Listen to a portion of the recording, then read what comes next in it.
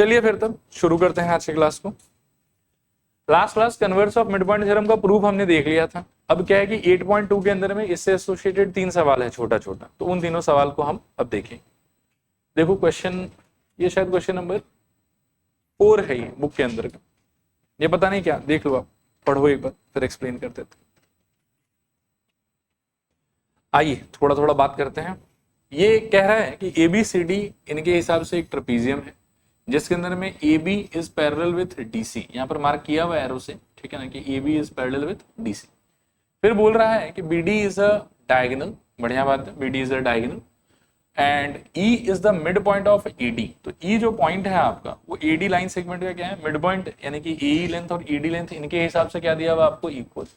फिर ये कह रहा है कि a line is drawn through E parallel to AB intersecting BC at F।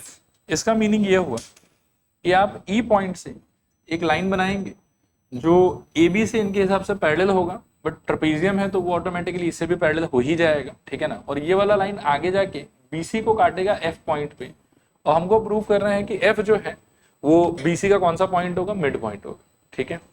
लिखो गिवन, गिवन में लिखो ABCD is a trapezium, ABCD is a trapezium with AB parallel DC, with AB parallel DC, ये बात AB parallel DC, ठीक है। आगे लिखो E is a midpoint of E is the midpoint of AD, E is the midpoint of AD, E is the midpoint of AD, ठीक है, full stop. आगे लिखो EF पैरेलल AB, आप इसको शॉर्ट फॉर्म में लिखना, वर्ड्स में मत लिखना, पैसे लिखना है इसको। EF parallel AB is drawn, EF parallel AB is drawn, ठीक है। आगे लिखो to proof F is the midpoint of BC, F is the midpoint of BC, ठीक है। आप लिखना कंस्ट्रक्शन में लिखना BD Bombay Delhi, BD is drawn, BD is drawn, ठीक है, BD is drawn। अब 2 मिनट के लिए सब बोर्ड की तरफ देखो, पहले एक्सप्लेन कर देता हूं फिर धीरे धीरे बात करें। आप सपोज करो कि ये वाला ट्राइंगल देखना ध्यान से, ABD, इसका बात कर रहे हैं। इसके अंदर में I think it is clearly mentioned कि E जो है वो AD साइड का कौन सा पॉइंट है, मिड पॉइंट है, ठीक है। फिर साथ ही साथ सवाल बोल रहे हैं कि ये जो लाइन हम बनाएंगे ये AB से क्या रहेगा, पैरेलल रहेगा। तो इस ट्राइंगल के अंदर में हमारे पास में 2 इन्फॉर्मेशन है। पहला इन्फॉर्मेशन कि ये पॉइंट इस वाले साइड का मिड पॉइंट, पहला बात। दूसरा बात कि उस पॉइंट से जो आप लाइन ड्रॉ कर रहे हो वो ट्राइंगल के ये वाले साइड से क्या है, पैरेलल है। तो ये लाइन आगे चल के इस ट्राइंगल के अगले साइड को, यानी कि BD को जहां कहीं भी काट रहा होगा वो because of converse of mid point theorem क्या हो जाएगा, उसी लाइन का मिड पॉइंट। आया बात समझ? एक बार फिर से सोचो आप, आपको क्वेश्चन में साफ साफ बोला हुआ है कि ये वाला जो पॉइंट है वो इस वाले साइड का कौन सा पॉइंट है, मिड पॉइंट। फिर जो आप ये वाला लाइन बनाओगे वो इस वाले साइड से क्या होगा, पैरेलल। तो जब आप ट्राइंगल के कॉन्टेक्स्ट में सोचोगे तो E is mid point of side AD and EG is drawn parallel to what, AB, ठीक है ना। तो जिस पॉइंट पे जाके ये BD को काट रहा होगा वो पक्का BD का कौन सा पॉइंट होगा, मिड पॉइंट। ये चीज क्लियर है? लिखूं वैसे ना कंस्ट्रक्शन में एक और चीज मेंशन कर दो कि G पॉइंट क्या है। आपने पहले क्या लिखा, BD is drawn comma it cuts EF at G, it cuts EF at G, ठीक है। कंस्ट्रक्शन में BD is drawn and it cuts EF at G, चलेगा। अब लिखो प्रूफ में in triangle ABD, in triangle ABD D. लिखना E is mid point of मेरे ख्याल में AD and EG parallel AB। इसको आप लिखना गिवन, ठीक है। नीचे लिखो देयरफॉर बाय कौन सा थ्योरम, मिड पॉइंट थ्योरम के converse, therefore by converse of mid point theorem, therefore by converse of mid point theorem क्या बोलोगे बताओ? G is the mid point of BD। लिखूं by converse of mid point theorem G is the mid point of BD, G is the midpoint of BD। अच्छा, ये आपका M था क्या final? ये एम नहीं था आपका, ये एम नहीं था। एम क्या था आपका? एफ को प्रूव करना। इस ट्राइंगल से सारा काम हो गया हमारा। अब हम क्या करेंगे ना, ट्राइंगल चेंज करेंगे। देखो आप ध्यान, इस बार we shall focus on this triangle, triangle BCD। अभी अभी हमने प्रूव किया कि G जो है वो BD का कौन सा पॉइंट हो जाएगा बताओ? Mid point. फिर ये वाला जो लाइन है ये अगर AB से पैरेलल था तो ट्रेपेजियम होने की वजह से बाय डिफॉल्ट ये लाइन CD से भी क्या रहा हो, पैरेलल रहा होगा। तो अब जब मैं अगले ट्राइंगल पे फोकस करूंगा ना, तो देखो मेरे पास में क्या क्या एविडेंस है पहले से। मेरे पास में दो बात। पहला बात है मेरे पास में कि G has now become mid point of BD, ठीक है।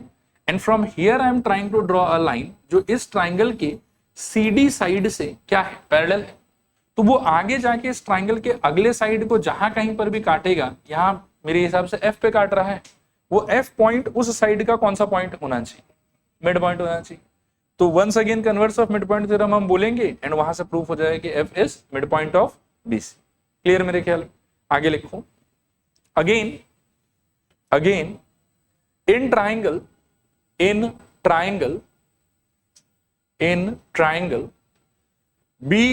BDC, again in triangle BDC we have in triangle BDC we have, लिखना G is midpoint of BD, G is midpoint of BD and GF parallel CD, GF parallel CD, ठीक है। इसका reason देना given, GF parallel CD का given. आगे लिखो therefore by कौन सा थ्योरम, मिड पॉइंट के converse, therefore by converse of mid point theorem, therefore by converse of mid point theorem F converse of mid point theorem F is the midpoint of BC, F is the midpoint of BC, F is the midpoint of BC। चलेगा? Hints proof, यही proof करना था हम लोग, ठीक। देखो इसके आगे क्वेश्चन को टच करने से पहले एक सिंपल सा आइडिया है, इसको थोड़ा हमको समझना होगा। मिड पॉइंट का क्या मतलब समझते हो आप लोग? अगर मैं बोलूं कि एक लाइन सेगमेंट है कुछ ऐसा, सपोज करूं, मान लो इसका नाम है E, इसका नाम है B। व्हेन आई से कि इसका कोई मिड पॉइंट होगा तो आपके दिमाग में क्या पिक्चर आता है, आप क्या सोचते हैं? एक पॉइंट होगा जो इसके बिल्कुल बीचों बीच होना चाहिए। फॉर एग्जाम्पल मान लो कि मैं C नाम दे देता हूं उसको, और C पॉइंट अगर सच्ची में मिड पॉइंट है, ठीक है ना, मिड पॉइंट, तो इस सिचुएशन में क्या कंडीशन वैलिड होना चाहिए, कौन सा ज्योमेट्रिकल कंडीशन, कि length of AC should be equals to length of CB या BC। और मिड पॉइंट को ही कभी कभी कोई किताब में पॉइंट ऑफ बाई सेक्शन भी बोला जाता है, ठीक है। मिड पॉइंट भी कह सकते हो, पॉइंट ऑफ बाइसेक्शन भी कह सकते हो। और दोनों सिचुएशन में आपके दिमाग में इमेजिनेशन यही आना चाहिए कि ओवरऑल एक पॉइंट होगा जो इसका दो टुकड़ा करेगा, और सच दैट कि दोनों टुकड़ा का लेंथ आपस में क्या होना चाहिए, इक्वल। सही कह रहा हूं मेरे ख्याल में? इसी तरीके से मैथ्स में एक और टर्म एग्जिस्ट करता है जिसको हम बोलते हैं पॉइंट्स ऑफ ट्राइसेक्शन। जैसे पिछले वाला क्या था, इट वाज बाइसेक्शन, ठीक है। अभी वाला क्या हो जाएगा बताओ, it will be point of trisection. अब ट्राइसेक्शन का क्या मीनिंग है उसको थोड़ा समझने का आप ट्राई करो। सपोज करो कि आपके पास में वापस से एक लाइन सेगमेंट है ए बी, ठीक है। तो पॉइंट ऑफ ट्राइसेक्शन का मीनिंग होगा ऐसा दो पॉइंट जो ए बी के ऊपर होना चाहिए, लेट्स से सी और डी, सच दैट ए सी का लेंथ, सी डी का लेंथ और बी डी का लेंथ ये तीनों का तीनों क्या हो जाए आपस में इक्वल।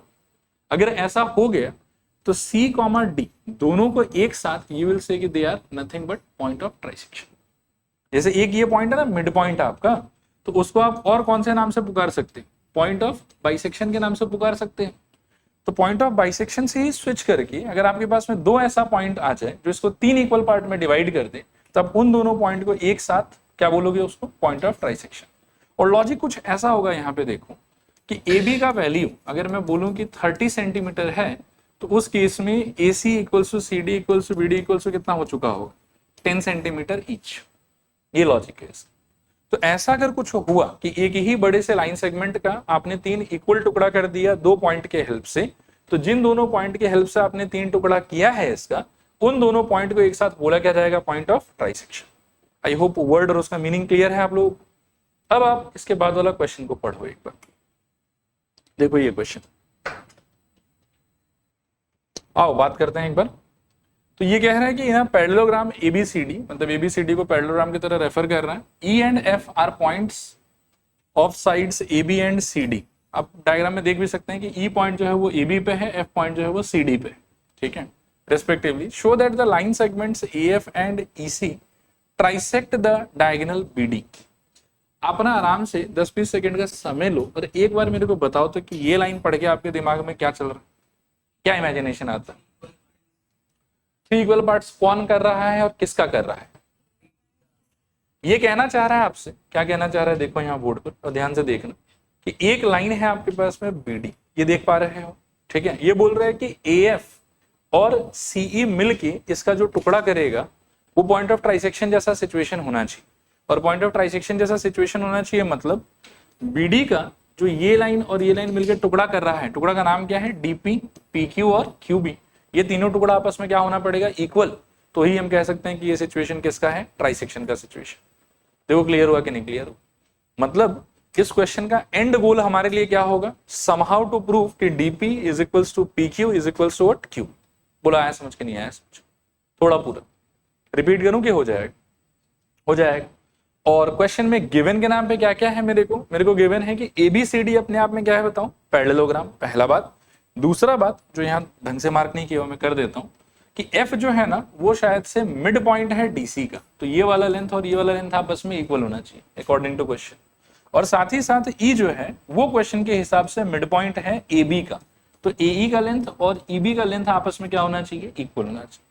ये सारा चीज हमको पहले से दिया हुआ, और इन सारे बातों की, इन सारे इंफॉर्मेशन की मदद से मेरे को ये प्रूव करना है कि DP is equals to P Q is equals to Q. ये हमारा टारगेट। करें स्टार्ट कर। पहले सुनोगे कि साथ साथ लिखोगे भी, हाँ साथ में, ठीक।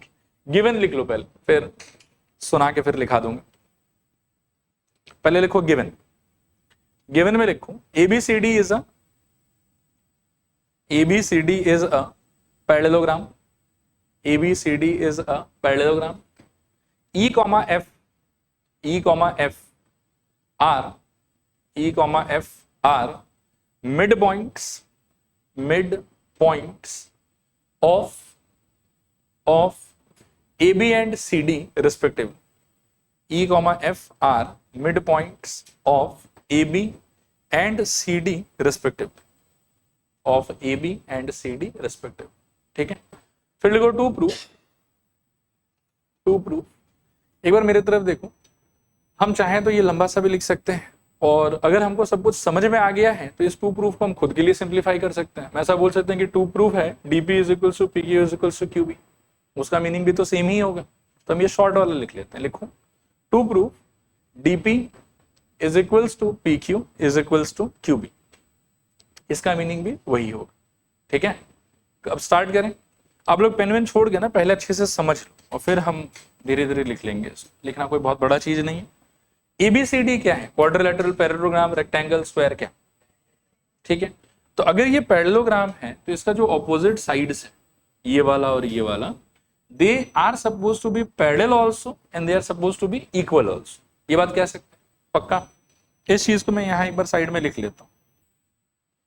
तो सिंस पैरेललोग्राम है, हेंस आई कैन से कि DC is parallel with AB and DC is also equal with क्या, AB, कह सकता हूं ना ऐसा, ठीक है। फिर अगर DC is parallel with AB and DC is equal with AB, तो DC के हाफ में भी आई थिंक ये वाला प्रॉपर्टी वैलिड होना चाहिए कि DC का half should be parallel with AB का हाफ एंड DC का half must be equal with AB का हाफ। क्या कहते हो? मतलब अगर ये लोग सच में एक दूसरे से इक्वल भी है और पैरेलल भी है, तो उस केस में जो इनका आधा आधा हिस्सा होगा वो लोग भी आपस में पैरेलल होगा और वो लोग भी आपस में इक्वल होगा, ठीक है। अब क्या है कि DC के आधे के नाम पे मेरे पास ना दो option, either I can go for DF और I can go for FC, and similarly AB के आधे के नाम पे मेरे पास में दो option, either I can go for AE और I can go for EB। ऊपर वाले में आई थिंक FC के लिए जाना would be better for us, and नीचे वाले में मेरे को ऐसा लगता है कि AE के तरफ अगर हम अपना अट्रैक्शन शो करें तो हमको फायदा होगा उससे, ठीक है। अब बोलोगे क्यों, तो पहले मैं इसको लिख के कंप्लीट कर देता हूं, फिर समझाता हूं क्यों फायदा होगा। इसके जगह we should replace FC and इसके जगह वी कैन रिप्लेस AE, ठीक है। और उस तरफ भी आप यही बात बोलो कि देखो FC is equal to E, ठीक है। इसमें तो कोई कंफ्यूजन नहीं है। लेकिन ये वाला बात वैलिड हो जाने के बाद आप थोड़ा ध्यान से नोटिस करो कि क्या खतरनाक बात होगी। वो ऊपर वाला ग्रीन पार्ट और ये नीचे वाला ग्रीन पार्ट। और अब आपको एक इमेजिन में करवाता हूं क्वाड्रिलेटरल, ये देख रहे हो उसको। इस क्वाड्रिलेटरल के अंदर में नाउ वी हैव प्रूवन कि भाई ये वाला साइड और ये वाला साइड एक दूसरे से इक्वल भी है और एक दूसरे से पैरेलल भी है। तो ओवरऑल जो इससे जुड़ा हुआ, इससे रिलेटेड ये जो क्वाड्रिलेटरल है, अब हम उसको क्या क्लेम कर सकते हैं, पैरेललोग्राम। यहां तक बात समझ में आया? तो इस वाले बात के बाद में मेरा अगला क्लेम यही होगा कि देखो AECF इज क्या हो जाएगा बताओ, पैरेललोग्राम। आया समझ? हालांकि कंप्लीट नहीं हुआ है, थोड़ा और मेहनत करना होगा इसमें, मैं करके दिखाता हूं, देखना ध्यान से। तो वो जो लाल और ऊपर वाला ग्रीन स्क्रिबल्ड पार्ट है वो अल्टीमेटली आपके लिए हो गया है पैरेललोग्राम। मैं यहाँ लिख देता हूँ AECF, ये बन गया आपके लिए पैरेललोग्राम। अब इसके पैरेललोग्राम बनने से क्या हुआ उस चीज को भी थोड़ा सा हम लोग मॉनिटर और नोटिस करें। अब ये वाला पार्ट तो पैरेलल पहले से ही था। अब नया पे क्या है कि ये वाला पार्ट और ये वाला पार्ट भी क्या हो गया, सोचो, पैरेलल, ठीक है।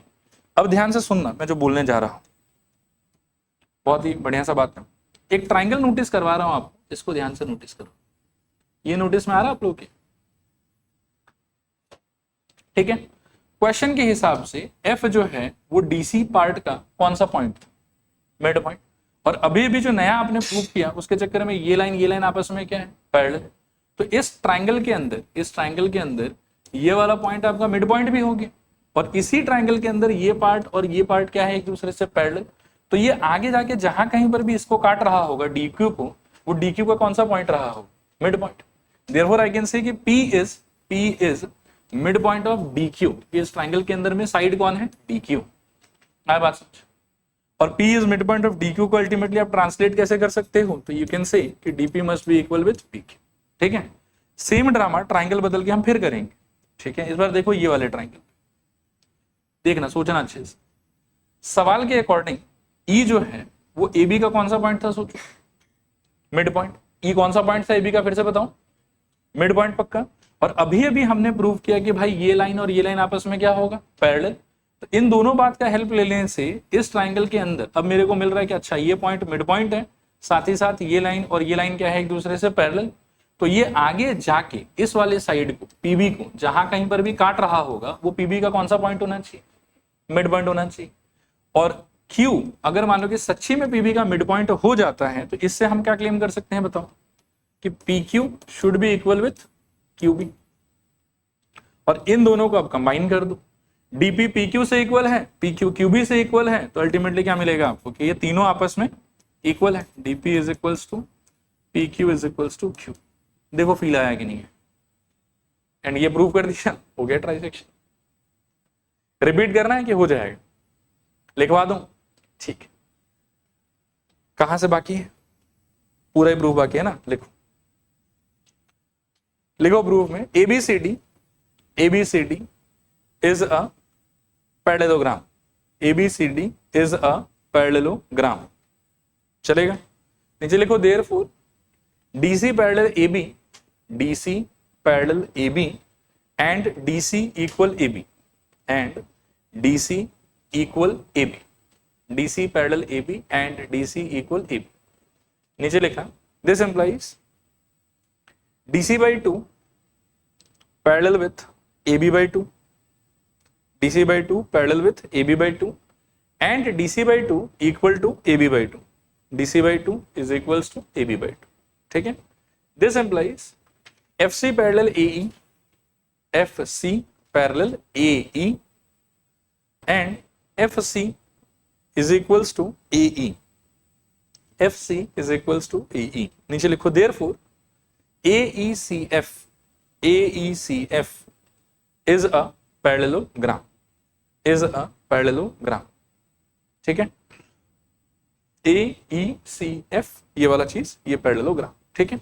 अच्छा, इसमें आप देखो प्रूफ तो मैंने दिखाया आपको. ऊपर वाले का पैरेललिज्म तो मेरे कुछ खास काम आया नहीं. काम बार बार क्या आ रहा था मेरे, AF और EC का पैरेलल होना. तो इस चीज को लिख के कुछ इक्वेशन मार्क कर लेते हैं, बार बार वो रीजन देने में काम आ जाएगा. ठीक है? तो लिखूं therefore AF parallel EC, therefore AF parallel EC, और इसको मार्क कर लो आप इक्वेशन नंबर 1. ठीक है? फिर बोलो now in triangle DQC, repeat कर रहा हूं DQC, लिखो F is midpoint of DC, and FP parallel CQ, FP parallel CQ. इसके साइड में आप रीजन दे सकते हैं from 1. ओके, आगे लिखो therefore by कौन सा थ्योरम, मिड पॉइंट की उसका converse, therefore by converse of midpoint theorem,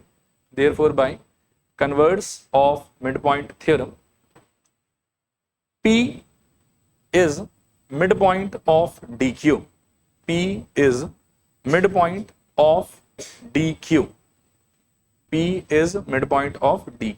नीचे लिखो therefore DP is equals to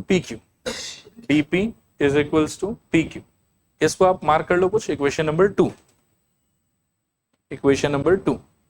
फिर लिखो again in triangle ABP,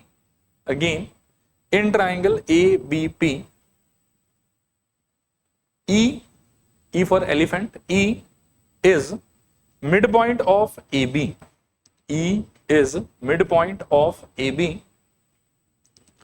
and EQ parallel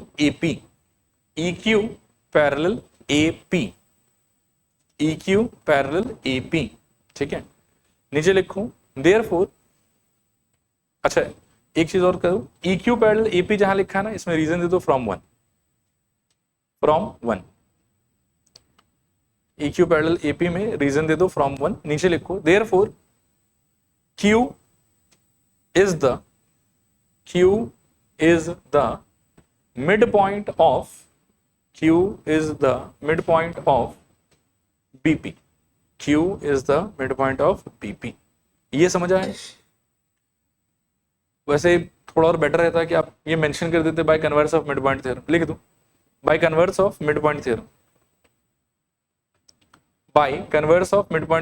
Q is the mid point of BP.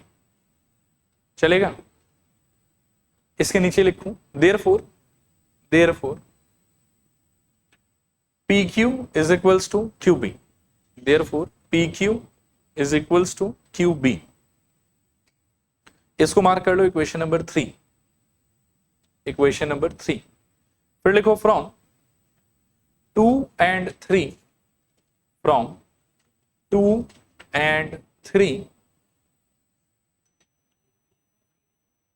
वो last वाला PQ is equals to QB वाला.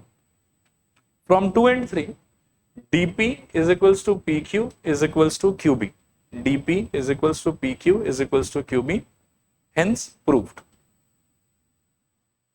DP is equals to ये रहा यहाँ पे PQ is equals to QB, hence proved. ठीक है, अब एनसीईआरटी से लास्ट क्वेश्चन एक्सरसाइज के हिसाब से ये वाला पढ़ो एक बार, ये कंपैरेटिवली बहुत इजी। हाँ देखो बात करते हैं एक बार, ये कह रहा है कि ABC is a triangle right angle at C, मतलब basically they are trying to say कि एंगल सी का वैल्यू कितना होगा 90 डिग्री, पहला आर्ग्यूमेंट। आगे ये बोल रहे कि line through mid point M of hypotenuse A B, यानी कि ए बी आपका हाइपोटेन्यूज है क्योंकि 90 डिग्री के ऑपोजिट वाला साइड हाइपोटेन्यूज होता है। एम क्वेश्चन के हिसाब से कौन सा पॉइंट है, मिड पॉइंट है, तो obviously they are trying to say कि ए एम और एम बी का लेंथ क्या होगा, इक्वल।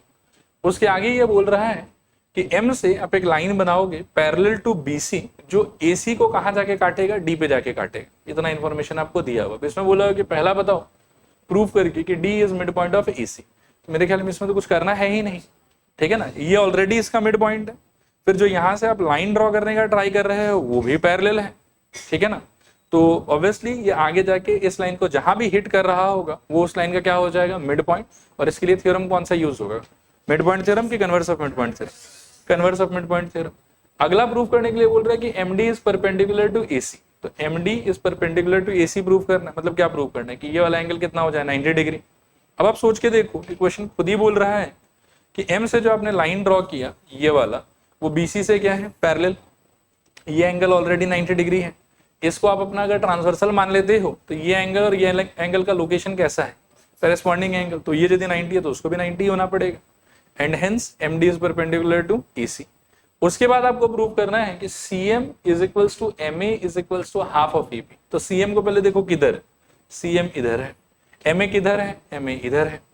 हाफ ऑफ AB को हम बाद में इन्वॉल्व करेंगे, फिलहाल लेकिन CM और MA का पोजीशन कैसा दिखाई दे रहा है ना, तो मेरे को लग रहा है कि वापस से कॉन्ग्रुएंसी खेलना पड़ेगा मेरे, ठीक है, क्योंकि ये दोनों ही दो अलग अलग ट्राइंगल का पार्ट है और इन लोगों को अगर इक्वल करना है तो उनसे एसोसिएटेड दो ट्राइंगल चूज करके उसको कॉन्ग्रुएंट करके दिखा दो, जो कि मेरे को लगता है कि बहुत ही लल्लू काम होगा हम लोग के लिए।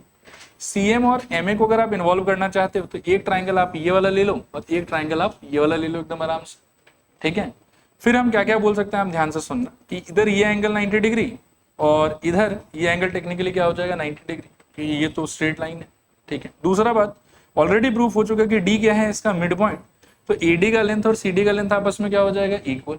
और तीसरा बात कि DM इक्वल्स टू DM हम क्या बोल सकते हैं, कॉमन। तो ऐसे ऐसे दोनों ट्राइंगल क्या हो जाएगा, कॉन्ग्रुएंट। CPCT से CM और AM क्या हो जाएगा, इक्वल, ठीक है। और सिंस M जो है वो AB का मिड पॉइंट है, तो ऑलरेडी AM जो है वो AB के कितना के इक्वल होगा, हाफ के। So therefore we can say कि okay CM is equal with AM and AM is equal with half of AB, therefore both of them are equal with half of AB, ठीक है। ये proof था, बाकी लिखवा देता हूं। लिखो गिवन, गिवन में लिखो ABC is a triangle with angle C equals to 90 degree, is a triangle with angle C is equals to 90 degree, with angle C is equals to 90 degree। चलेगा मेरे ख्याल, आगे बढ़िए। फिर लिखिए कि M is midpoint, M is midpoint of क्या, M is midpoint of AB, ठीक है, M is midpoint of AB and MD parallel BC is drawn, MD parallel BC is drawn, ठीक है।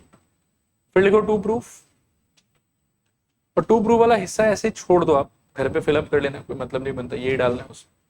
फिर लिखो कंस्ट्रक्शन, CM का नाम क्वेश्चन में तो मेंशन किया हुआ है नहीं, वैसे डायरेक्टली जो इन्फॉर्मेशन दिया है मेरे को, तो ये तो मेरे को अलग से मेंशन करना हो, तो लिखो construction CM is drawn, CM is drawn.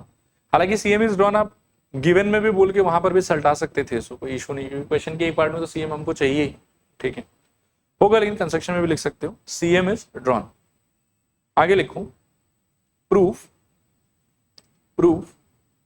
First part के लिए लिखो M is M is midpoint, M is midpoint of AB, M is midpoint of AB, ठीक है, and MD parallel BC, and MD parallel BC. नीचे लिखना therefore by कौन सा theorem, converse, by converse of midpoint theorem, by converse of midpoint theorem लिखना D is midpoint of AC, D is midpoint of AC, D is midpoint of AC, ठीक है. Second part के लिए लिखो we have MD parallel BC, we have MD parallel BC. नीचे लिखो therefore angle D is equals to angle C, side में reason देना, corresponding angles, angle D is equals to angle C, reason देना, corresponding angles. इसके नीचे लिखो therefore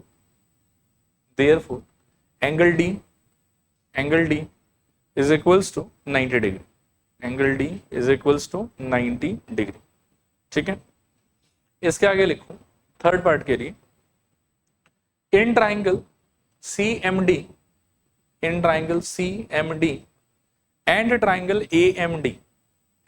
triangle AMD we have in triangle CMD and triangle AMD we have, लिखो AD is equals to DC, reason देना D is midpoint, next लिखो angle D is equals to angle D, reason देना 90 degree. और third देखो DM is equals to DM, इसका reason देना common. नीचे लिखो therefore by SAS, इसमें लिखो triangle AMD congruent triangle CMD, triangle AMD congruent triangle CMD. नीचे लिखो therefore by CPCT CM equals to MA, CM is equals to MA, ठीक है.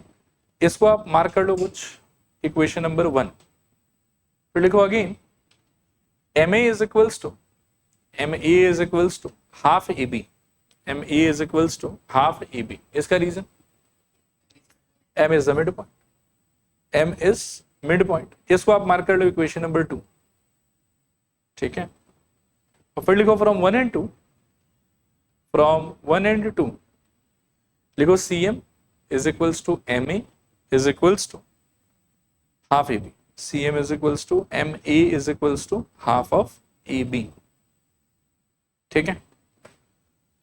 चलो इसके साथ में ट्राइंगल्स, मतलब ट्राइंगल्स हैं क्या, क्वाड्रिलैटरल्स एनसीईआरटी से डन आप लोग.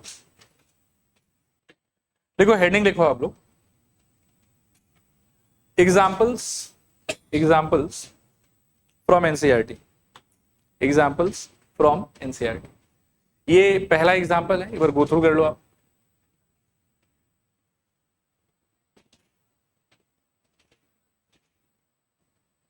अब बात करते हैं इसमें. देखो ये क्या बोल रहे हैं, ये बोल रहे हैं कि 2 parallel lines L and M are intersected by a transversal P, ये P है टेक्निकली, ठीक है. Show that the quadrilateral formed by the bisectors of interior angles is a rectangle. तो ये बेसिकली बोलना क्या चाह रहा है, इसको थोड़ा समझने का ट्राई करो. देखो एक लाइन ये वाला है और एक लाइन ये वाला है, ये लोग दोनों आपस में, क्वेश्चन ने पहले बोला हुआ कि एक दूसरे से पैरेलल है. इन दोनों लाइन को एक और लाइन है जो काट रहा है, ठीक है ना. और काट रहा है मतलब 2 पॉइंट पे काट रहा होगा, एक Q पॉइंट पे और एक S पॉइंट पे. फिर Q पॉइंट पे काटने के बाद में 2 एंगल बनेगा, एक ये वाला और एक ये वाला. और नीचे भी S पॉइंट पे यू विल फाइंड कि 2 एंगल बनेगा, एक ये वाला और एक ये वाला. अब इन चारों एंगल का जब आप बाइसेक्टर्स बनाओगे ना, ऐसे ऐसे ऐसे और ऐसे, तो ये सब लोग मिलके यू विल फाइंड कि ये क्वाड्रिलेटरल जैसा कुछ बनाता है यहाँ पे, ये ग्रीन वाला। और इस ग्रीन वाले क्वाड्रिलेटरल को आपको क्या प्रूव करना है कि वो क्या बनेगा, रेक्टेंगल। क्लियर है? मैं प्रूफ एक बार ऐसे ही बताता हूं, आप पहले ध्यान से देखो फिर हम लोग बात करें। मैं एक बार हेल्प के लिए 1 2 3 4 और इसको ले लेता हूँ 5, इसको ले लेता हूँ 6।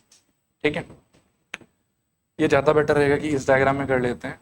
1 2 3 4 5 एंड 6। अच्छे से सुनते जाना बस, ठीक है। मेरे ख्याल में क्वेश्चन में पहले से हमको दिया हुआ है कि LO is parallel with what, MN, ये तो दिया हुआ है हम।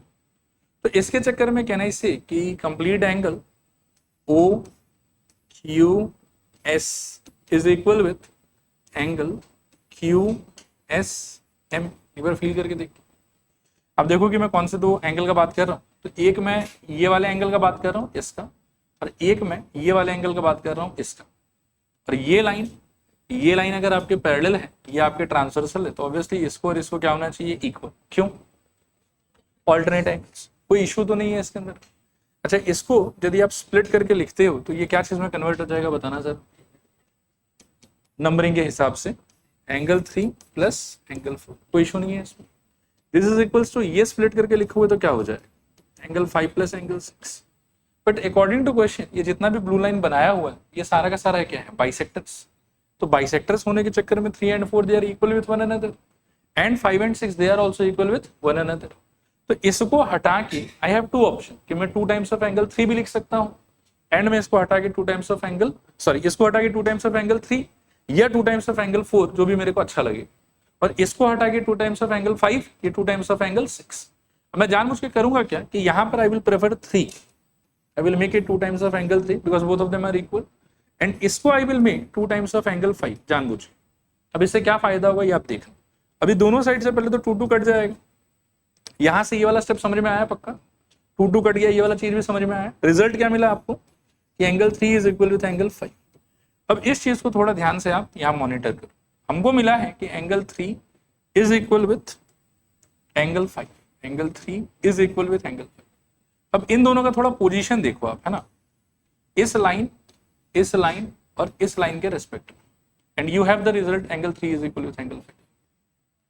तो यू विल फील कि इन लाइंस, इसके और इसके रेस्पेक्ट में इसको ट्रांसवर्सल मानते हुए they are placed as alternate angles, and I have got कि दे आर व्हाट, इक्वल। तो ये जो दोनों लाइन है ट्रांसवर्सल के अलावा, जिनके मदद से मान लो कि ये बन रहा था, ये दोनों लाइन आपस में क्या होना पड़ेगा, ये क्या होना चाहिए, एक दूसरे से पैरेलल। आया बात समझ? सिमिलरली वी कैन शो कि ये वाला लाइन और ये वाला लाइन भी क्या होगा, पैरेलल। तो उससे मेरे को मिल गया कि अच्छा ठीक है, PQRS अपने आप में क्या हो जाएगा, पैरेललोग्राम। एक स्टेप आगे बढ़े हैं, ठीक है। नेक्स्ट हमको और क्या प्रूव करना है बताओ, हमको तो रेक्टेंगल प्रूव करना है ना। तो ठीक है, पैरेललोग्राम हो गया। अब हमको और चाहिए पड़ेगा कि 90 डिग्री प्रूव कर दे। अब 90 डिग्री के लिए क्या तरीका है, देखो इसके लिए भी 2 तरीका होता है, बाकी हम एक लगाते हैं। Angle 1 plus angle 2 plus angle 3 plus angle 4 सब मिला कितना होना चाहिए, 180 डिग्री स्ट्रेट एंगल। ठीक है, चलेगा ना, ये सारा मिला के स्ट्रेट लाइन के ऊपर में तो 180 डिग्री। अब मेरे को पता है कि PQ इस एंगल का क्या है, बाइसेक्टर। तो 1 और 2 आपस में क्या होगा, इक्वल। तो 1 और 2 को मेरा मर्जी है कि मैं 2 टाइम्स ऑफ एंगल 1 लिख दूं या 2 टाइम्स ऑफ एंगल 2 लिख दूं। लिखे मेरे को फायदा कौन सा होगा, तो आई विल से कि 2 टाइम्स ऑफ एंगल 2 लिख के फायदा होगा। सिमिलरली 3 और 4 भी आपस में इक्वल है, बिकॉज QR क्या रहा हो, एंगल बाइसेक्टर। आया बात समझ? तो इसको भी you can change bye 2 times of angle 3 और you can change bye 2 times of angle 4। क्या चेंज करके फायदा होगा सोचो, 3 में चेंज करके फायदा होगा, तो 2 टाइम्स ऑफ क्या लिख दोगे यहाँ पर, एंगल 3।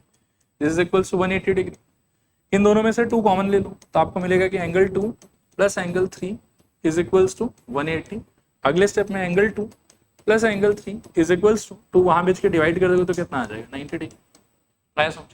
और एंगल 2 प्लस एंगल 3 को ध्यान से अगर आप देखोगे तो ये बेसिकली एंगल कौन है, PQR। तो जिसको आपने पैरेललोग्राम प्रूव किया था ना, उसी के अंदर के एक एंगल को आपने क्या प्रूव कर दिया बताओ। थोड़ा रंग बदल के लिख देता हूं यहाँ।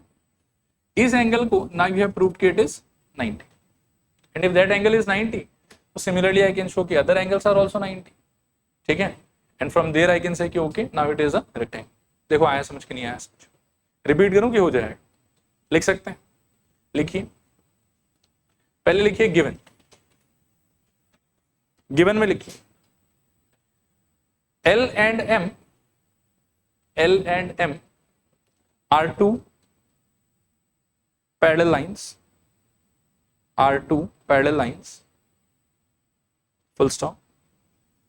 फिर लिखो small p, p is the transversal, p is the transversal, p is the transversal, full stop। p, small p है, small p is the transversal। फिर लिखो, ध्यान से लिखना, पहले लिखो P Q, P Q given में लिख रहे हैं अभी, हाँ, P Q comma P S comma R Q comma R S, P Q comma P S comma R Q comma R S are the angle bisectors, are the angle bisectors, are the angle bisectors।